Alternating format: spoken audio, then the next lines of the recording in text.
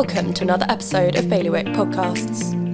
I'm Jodie Yettram, and today I'll be speaking with Rob Jackson, the owner of Atlantic Security, about safety issues affecting Jersey's nightlife scene.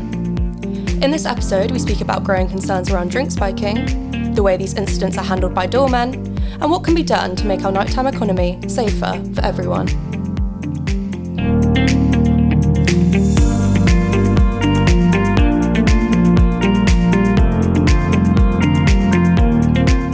Rob, could you start by introducing yourself, telling us a bit about your background and explain what your current business does today? Okay, my name's Rob Jackson. I own Atlantic Security. We provide a number of services across the Channel Islands. Today I'm talking about door staff security in the nighttime economy, and I'm really here to promote the safety side for alcohol, drugs, the mix, and talk specifically about people being spiked when they're out having a good time. And just to jump straight into it, really, how concerned are you about spiking in Jersey? Is it something you see a lot? I don't think it's something that we see a huge amount of, to be honest with you, but the problem is that because there is such a lack of information, a lack of data, real hard data around the subject, it's very, very difficult to understand whether there is a problem or whether there isn't, when you consider that we've got that in conjunction with people going out having a really good time, doing what they do, and it's quite a confusing picture, especially when you look at the way that people manage that, especially around loss of dignity. You know, if they have had an experience that was super negative, so not just past the main abuse, which is giving somebody a drug that they don't know they're taking, so there's no consent. But second to that, if things go very badly wrong, that person could be abused, they could be assaulted, they could be robbed, but worst of all, they could be raped. And the next day, that complete loss of dignity, that real sense of harm and distress doesn't seem to get recorded as regularly as it should. And that partly is because of the culture that we have in Jersey, where it's a small island and people sort of know other people's business, and, you know, people get very concerned about the impact of that sort of thing happening to them as an individual, irrespective of the fact that they're most likely a victim of something that would get somebody in prison, which is, you know, a shocking thing, really. You're talking about pubs and clubs, then what they're really looking for is an instant collapse of somebody. That's a reasonably good telltale sign for us. So 1 minute, the person was fine. Next minute, they're like Bambi on ice. They can't stand. They can't speak properly. They are almost too easy to direct. So by what I mean by that is that anybody can say, "You come along with me. I'm going to take you to the front door," and they will just go. They become instantly compliant, even though inside their head they may be screaming, going, "No, no, no." They just get up and do it. It's so bizarre. But you know, the biggest problem that you have around that is that you've then got, that's a medical emergency, and getting the right people in to deal with that also has this impact about the dignity issue. Nobody likes to be assisted out of a nightclub or a pub, upside down, crying, snotty, vomiting, or just arguing, you know. So that has to be done with real concern, and it's a medical emergency. It needs to be treated as such. As anybody who is seriously incapacitated due to whatever they've taken. You know, there is a point where it's no longer safe to leave them on their own. It's no longer safe to leave them in the company of a friend, unless they start putting up a big thing and saying, "Oh no, I'm going home with my mate." Then you do that, and then you spend all the time talking to the friend to make sure that you can encourage them to go to A&E, get a test done, urine sample, blood test.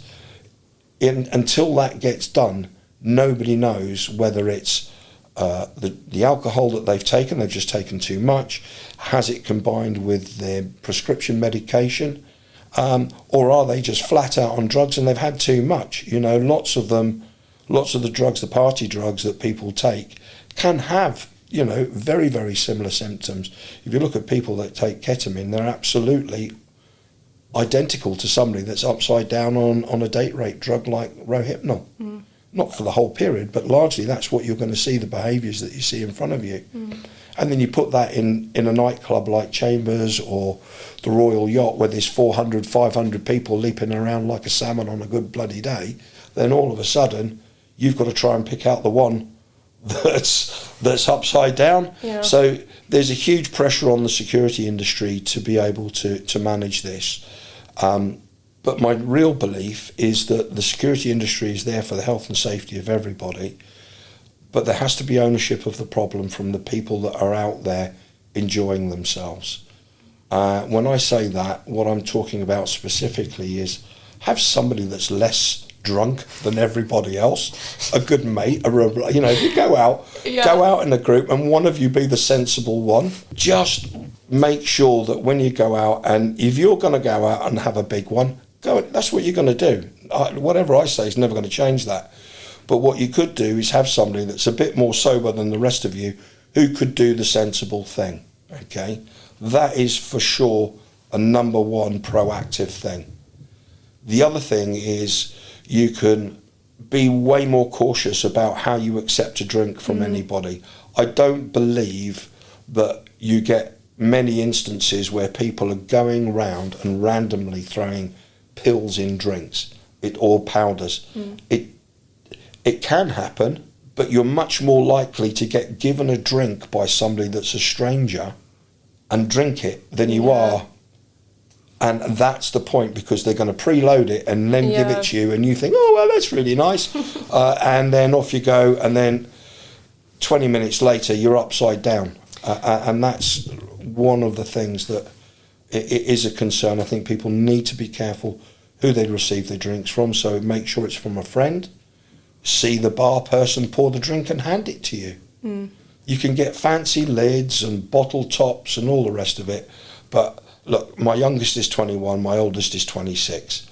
I've been through all of that with them. I've got 2 daughters and a son, and I can't remember the girls doing much apart from putting their hand over a drink. That was about it.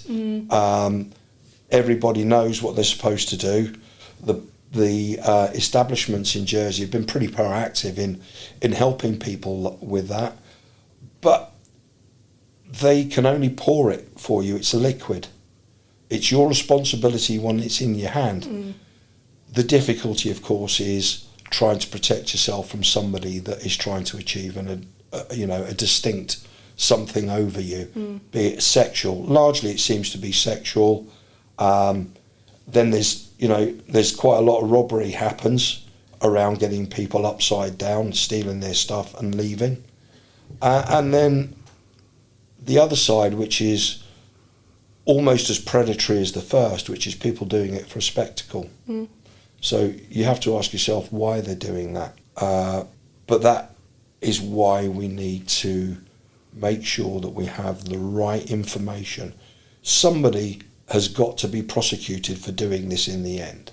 If there's been nearly 100 reports of spiking in the last 5 years, how many have been unreported? How many women have woken up in the morning thinking, oh my God? How many guys have thought, oh my God? And everything in between.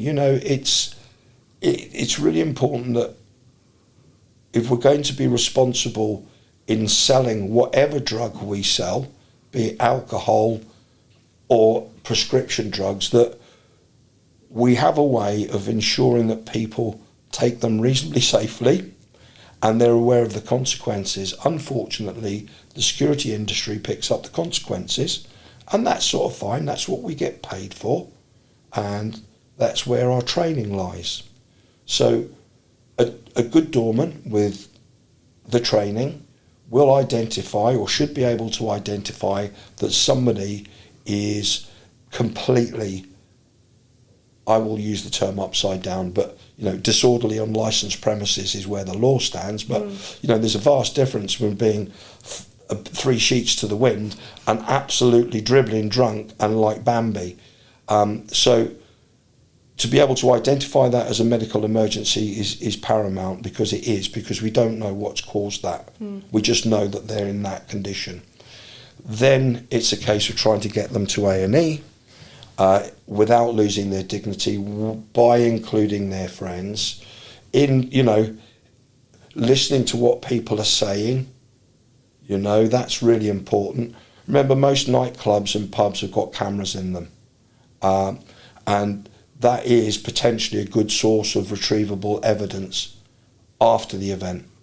But in order to gather that evidence and get that information, that person that's been harmed, and I do mean harmed because they bloody well have been, they need to get to hospital so that they can be tested, urine, blood, whatever, so that somebody can identify what's going on chemically. And at that point, there's a good chance that the treatment's correct. But also, if somebody's been giving out Rohypnol, then that's an investigation that the police will continue.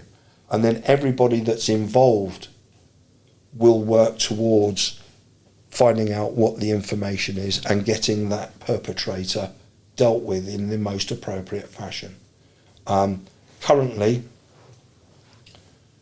the shame game prevents a lot of women and young guys from going down that road. And what are some ways to address that? Okay, well, I think the best way to address that is by feeling that you can say,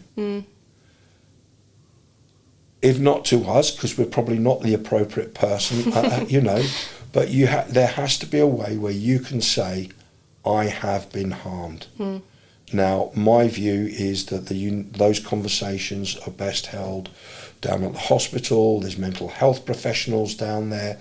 There are drug professionals there. We've got a fantastic team at Alcohol and Drugs here. People don't realise how good they are. The mental health team, the crisis mental health team at La Chasse are amazing. And at La Barre, they may well be under massive pressure, but those people are trained and capable and able and willing to help people. But the real problem with some of these drugs is the half-life. Your body's going to metabolise it so quickly that if you don't do it there and then, straight away, it's gone in the morning.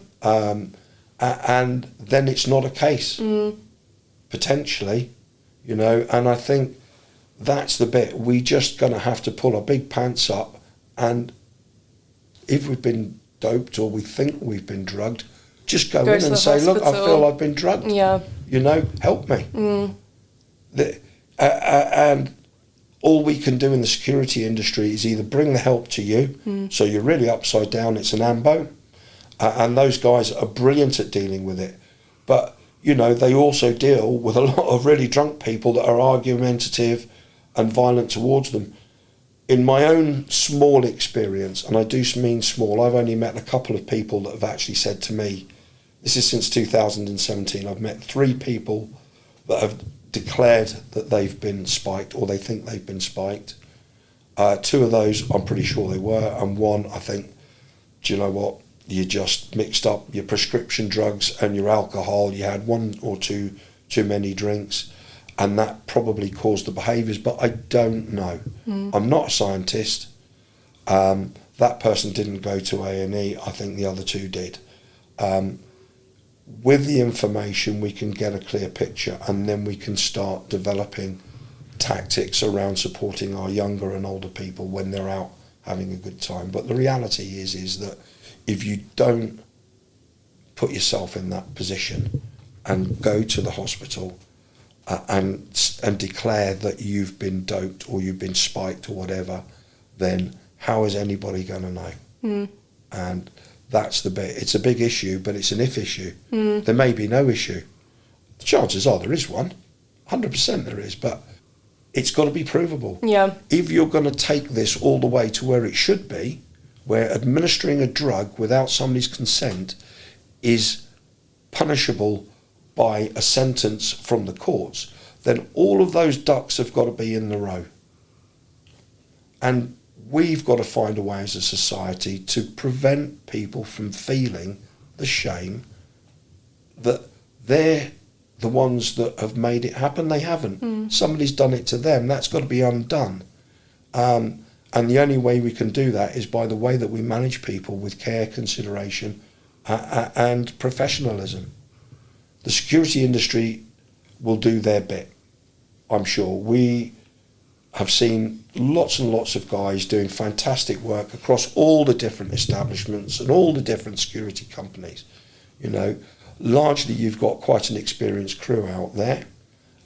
You know, everybody's going to have a viewpoint about a doorman.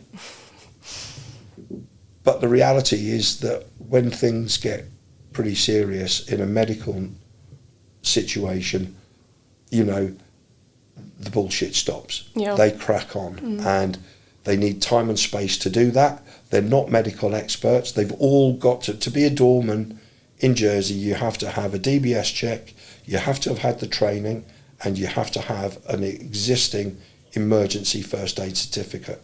Without those three things, the state will not give you a badge that allows you to work as a doorman. On top of that, we provide our own staff with considerable amount of training around it. Our background was largely in welfare, young people, parties. You know, there was some incidents many years ago that caused a massive issue, and that was a drug-related issue as well, where a kid died. And that's what drew me away from what I was originally doing, working as a life coach at Social Security, and then all of a sudden, 2017, we start Atlantic Security. We're doing a huge amount on adult welfare, parties, you know, and so it goes on. So we've had a lot of experience of people taking all sorts of things and trying to manage that situation at a party, at a private house, in a nightclub. But the most important thing is making sure that if there's a medical emergency, it's recognised and dealt with ASAP. That's what the security door staff are there for, as well as managing, you know, all the other behaviours that go on. But really, hands-on is the fail. Yeah. You know, every doorman will tell you they're not there to throw anybody out, they want to talk you out. Yeah. But depending on what you've taken and what frame of mind you're in, that may be easier than others. But it is actually quite a caring bunch of guys and women. There's some really good female staff out there. I mean, brilliant ones. I can think of at least half a dozen. I won't name them. There's one of them I was talking to this morning. She'll be laughing when she hears this. But the reality is that they're there to help people as best they can. There's a responsibility to the licensee and the law. They're there because the law says they have to be there, and they have an obligation under that to maintain safety and public order. The fact that they get roped into all of this stuff is because they're there and because they're usually fairly kind and caring people, even though I can already hear a lot of people harumphing in the background and throwing their cans on the floor and getting generally upset about the state of their trainers. But, you know, it's not really about that. These guys, I'm having fun. But yeah, it really is a case of these guys are here to help you. That's customer service. Everybody will have a view on that. But the bottom line is, if you're upside down, you have them to help you. And they really will, if you give them the opportunity. And just talking more about the role of doormen, I saw some data that was published this morning that showed that assaults on these staff has remained steady over recent years. I was wondering if you could tell me what you think is behind this ongoing violence and why it happens. Cocaine is behind it. Really? Oh, yeah. So cocaine is currently a very popular drug in Jersey. I'm not saying the islands are awash with it, but it's relatively easy to obtain. And people like it because they can take it, drink loads, take some more cocaine, and they don't get the effects they don't notice the effects of the alcohol quite the same. It keeps them standing. Amphetamines are the same.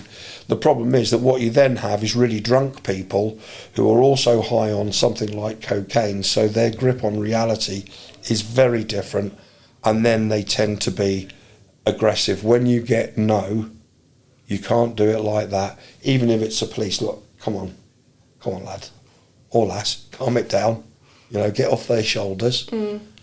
That's it. A simple request can suddenly, dependent on their frame of mind, turn into a threat. And as soon as they start feeling threatened, they push straight back. Yeah. Because they're completely and utterly disinhibited.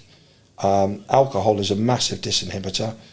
Cocaine takes you further down that road, but also keeps you standing, which is an absolute nuisance if we're asking you to leave. And most people see sense. So since 2017, I've only ever been hit once. And I'm not unusual in that, but you've got to be prepared that's what happens. If we don't get paid to get hit, but we get paid to not cry about it if we do. But our job is to manage people out of an establishment in a safe manner. Now, as soon as we get them out, our responsibility doesn't really end there, because there's the welfare of that individual. So what you will see is you'll see if somebody's being put out in a nice way, friends with them. If they're on their own, you might well be waving to a copper and asking a copper to give words of advice to somebody, and they'll scoop them up and make sure that they're sober enough to make their way home. But, there's a big grey area in there. The licence ends usually somewhere on the pavement, and that's where the employer, as in the licensee or the establishment, will feel that their liability ends. But you can't unknow what you know. You can't let a girl or a guy walk down a road covered in glass, barefoot, smashed. You can't do it. You can give best advice. You can give them a pair of flip-flops. The guys that go around the street pastors are just incredible, and that's part of the solution. If you feel, personally, I know some of those street pastors very well, and they're wonderful people, and they're the sort of people that you could say, look, I think I've just been spiked, help me, and they will help you. That's what they're there for. So overall, I think there's quite a lot of support out there for people if they want it. It's not probably as reliable because it's voluntary or it's door staff and their remit ends at a certain place. They can't run off down the street, because if they do that, they're disregarding the job that they're supposed to be doing and the health and safety of the 350 people that's still in the nightclub. But what they can do is call taxis, and our staff, they automatically, if you want a taxi, they'll call you a taxi. They'd rather put you in a taxi upside down and tell the taxi to take you to hospital or home if you're with a friend than anything else. And none of that's a hardship. And I see that happening regularly across establishments, so I don't think that's a massive concern. But it does mean that we as private individuals, when we're walking down the street at 2:00 in the morning with a kebab in our face, if we see somebody upside down eating their chips off the floor and fighting off a seagull, maybe we should just ask and see if they're okay. That's the bit that's missing. That's the bit that COVID's taken away. Prior to that, guys like you, because you're a lot younger than me, I'm 104 by the way, we're educated by sneaking into nightclubs and pubs when you're 16 and getting the occasional drink, and then you're in the club of the choice and it's all amazing and you get a bit upside down. But standards of behaviour were delivered by people that were older than you, that were around you, so you knew what to do. And that all stopped during COVID. We had 3 years where actually 4 age groups missed out properly. So they had to sort of try and learn how to behave during COVID, And now we're through that, and the world is slowly but surely turning back to a degree of normality, especially in the nighttime economy. People don't know how to behave. They didn't have those looks. They didn't get the words of advice from an older friend or, the cool person in the crowd. None of that happened. And I think the behaviours that we're seeing are quite radical in comparison. Beforehand, those kids are now older. They're now doing what adults do, and without that basic framework to work within, certainly I would say that the younger ones have been more problematic.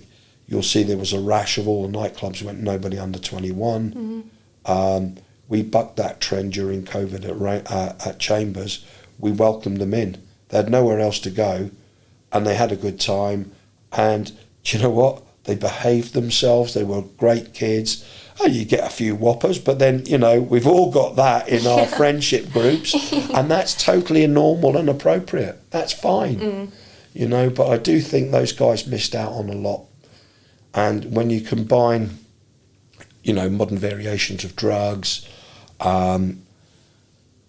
alcohol, a bit of space, an argument, somebody's kissing my girlfriend this week, and, all of that young person stuff, those emotions that are still not boxed off properly, get let out of the bag, and then they're rolling around on the floor, or they're doing daft stuff, and you're trying to calm them down.